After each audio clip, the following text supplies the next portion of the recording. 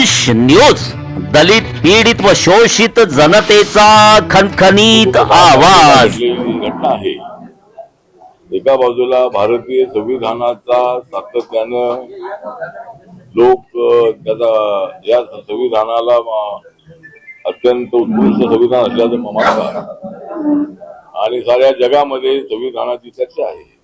Indian democracy is the best democracy in the world, अशा पद्धतीची सगळ्या जगामध्ये इंडिव्हिज्युअल मध्ये चर्चा आहे। आणि देशातले सगळे पक्ष जे आहे ते सगळे पक्ष संविधानाला मानतात। माननीय नरेंद्र मोदीजी जे देशाचे प्रधानमंत्री आहे त्यांनी संविधानाला माथा टेकून शपथ घेतलेली आहे आणि प्रत्येक जो मंत्री आहे, खासदार आहे, आमदार आहे, तो निवडून आल्यानंतर तो संविधानाची शपथ घेत असतो। त्यामुळे ज्याला संविधान मान्य आहे त्याला देशात राहण्याचा अधिकार आहे, ज्याला संविधान मान्य नाही त्यांनी ते सोडून जावं, अशा पद्धतीची सूचना माझी आहे। एक तर बाबासाहेब आंबेडकरांनी फार मोठ्या कष्टाने हे संविधान बनवलेलं आहे। बाबासाहेब आंबेडकरांवर आणि त्यांच्या समाजावर मोठे अन्याय झाले, अनटचॅबिलिटी देशामध्ये मोठ्या प्रमाणात होती, पण देशामध्ये जे संविधान आहे त्या संविधानातल्या आर्टिकल 17 प्रमाणे देशातली जातीव्यवस्था संपवण्यात आलेली आहे आणि देश अखंड आहे। जरी जाती आणि धर्म भाषा वेगळे असले तरी अखंड भारताची संकल्पना बाबासाहेब आंबेडकरांनी संविधानात मांडलेली आहे। त्यामुळे बाबासाहेब आंबेडकरांची सातत्यानं चर्चा जगभरामध्ये आपल्या देशामध्ये होते आणि देशामध्ये आणि जगामध्ये सर्वात जास्त पुतळे कोणाचे असतील तर ते बाबासाहेब आंबेडकरांचे आहे। परभणीच्या रेल्वे स्टेशनच्या जवळच असणारा बाबासाहेबांचा भव्य देवळचा पुतळा आहे। त्या ठिकाणी संविधानाचं जे संविधान ठेवण्यात आलेलं होतं, काचेमध्ये बंद असणारं हे संविधान होतं आणि सर्वांनी यावं आणि ते संविधान पाहावं, कॉन्स्टिट्यूशन ऑफ इंडिया हे पुस्तक पाहावं, अशाच भावनेनं हे संविधान त्या ठिकाणी ठेवण्यात आलं होतं आणि त्या संविधानाचा अपमान करण्याचा प्रयत्न झालेला आहे। जो सोपान पवार आहे, या सोपान पवार यांनी 10 तारखेला 4:30 वाजता त्या ठिकाणी येऊन ती गाज फोडलेली आहे आणि संविधानाचा अपमान केलेला असल्यामुळं परभणी शहरामध्ये उद्रेक झाला आणि कार्यकर्ते रस्त्यावर उतरले, परंतु त्यांनी आपल्या भावना व्यक्त केलेल्या आहे। बाबासाहेब आंबेडकरांचा आणि संविधानाचा अपमान होत असेल तर आम्ही तो सहन करणार नाही, अशा भावनेनं कार्यकर्ते, महिला रस्त्यावर उतरल्या आणि त्यांनी आपल्या भावना व्यक्त केलेल्या आहेत, उद्रेक व्यक्त केलेला आहे। परंतु ज्या पद्धतीनं इतर ठिकाणी आंदोलन होता त्याच्यामध्ये अनेक गाड्या जाळल्या जातात, दुकानं फोडली जातात, पण या प्रकरणामध्ये कुठले दुकान फोडलेलं नाही। फक्त त्याचे जे बाहेर जे बोर्ड असतील त्या ठिकाणी ते त्याच्यावर फक्त त्यांनी म्हणजे आपल्या भावना तिथे उद्रेक व्यक्त केलेला आहे आणि जिल्हाधिकारी आणि जिल्हा पोलीस प्रमुखांशी माझी चर्चा झाली आणि त्याच्यामध्ये या आरोपीवर अटॉर्सिटी ऍक्ट लावलेला आहे, परंतु त्यांनी संविधान अशा पद्धतीनं त्याचा अपमान केल्यानंतर त्याच्यावर काही लोकांनी हल्ला केला होता अशी माहिती पोलिसांनी दिली आणि त्यामुळे जो आरोपी आहे तो नांदेडच्या सिव्हिल हॉस्पिटलमध्ये ऍडमिट आहे, पण त्याच्यावरती अट्रॉसिटी ऍक्टचा केस लावलेली आहे।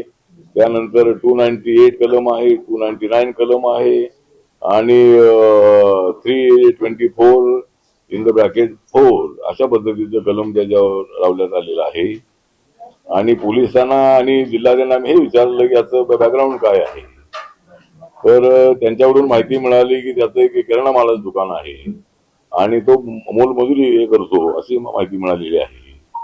दुसऱ्या बाजूची माहिती अशी आहे की त्याला त्याचं गाव आहे, त्या गावामध्ये त्याची 25 एकर जमीन आहे, ठीक आहे, तो एक त्याचा वेगळा विषय आहे। कुणी असो, तो मोलमजूर करणारा असो किंवा दुकानदार असो किंवा जमीनदार असो, केलेली घटना जी आहे त्याची पूर्ण चौकशी करावी अशा पद्धतीची आमची मागणी आहे। त्याच्या पाठीमागे कुणाचा हात आहे का याची चौकशी होणं अत्यंत आवश्यक आहे। मी परवा रात्री मुख्यमंत्री देवेंद्र फडणवीस यांना दिल्लीमध्ये भेटलो आणि मला अशी माहिती मिळाली होती की बॉम्बिंग ऑपरेशन पोलीस करण्याची शक्यता आहे, त्यामुळे ताबडतोब मी मुख्यमंत्र्यांना सांगितलं आणि मुख्यमंत्र्यांनी ताबडतोब इथे जिल्हाधिकाऱ्यांना फोन करून सांगितलं की त्यांच्या ऑफिसमधून की कोम्बिंग ऑपरेशन करू नका, इनोसंट लोकांवरती केसेस घेऊ नका, जे फुटेजमध्ये जे चेहरे तुम्हाला दिसतील त्यांच्यावर कारवाई करावी, अशा पद्धतीचे आदेश मुख्यमंत्री कार्यालयातून यांना मिळालेले आहे. आणि त्याप्रमाणे बरेच विद्यार्थ्यांचं निवेदन माझ्याकडे आलेलं आहे. जे विद्यार्थ्यांचं म्हणणं असं आहे की आम्ही त्या तोडफोडीमध्ये नव्हतो, पण त्याच्यामध्ये आमची नावं घेतलेली आहे.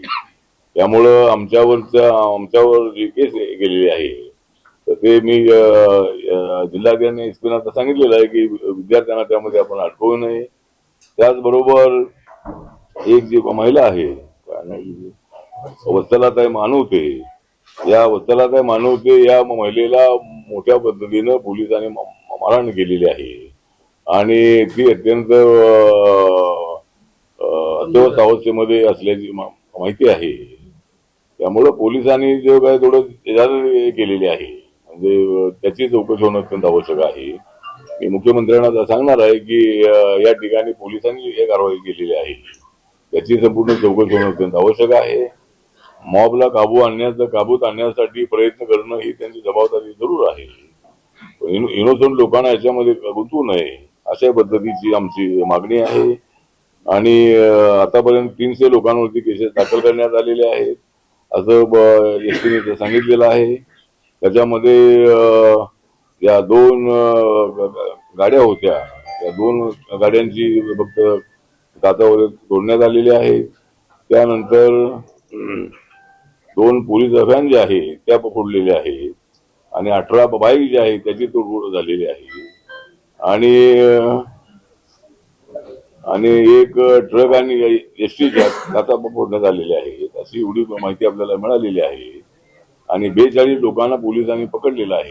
त्याच्यामधल्या 10 लोकांना जामीन मिळालेला आहे. बाकीच्या लोकांना जामीन मिळण्यासाठी वकील प्रयत्न करतील. पण झालेला प्रकार अत्यंत निंदनीय आहे, अत्यंत गंभीर अशा पद्धतीचा आहे. आणि त्यामुळं आमचं पार्लमेंट सेशन चालू आहे तरीही आज संविधानावर काल आणि आज संसदेमध्ये चर्चा चालू आहे. राज्यसभेमध्ये 16 आणि 17 तारखेला संविधानावर चर्चा होणार आहे आणि सगळे पक्ष आपापली भूमिका त्या ठिकाणी मांडणार आहेत. त्यामुळं बाबासाहेबांनी दिलेलं संविधान हे अत्यंत मोठ्या किमतीचं संविधान आहे आणि त्याचा अपमान करणाऱ्या व्यक्तीच्या पाठीमागे कुणाच हात आहे का याची चौकशी होणं अत्यंत आवश्यक आहे. अशा पद्धतीची आमची या संबंधातली मागणी आहे.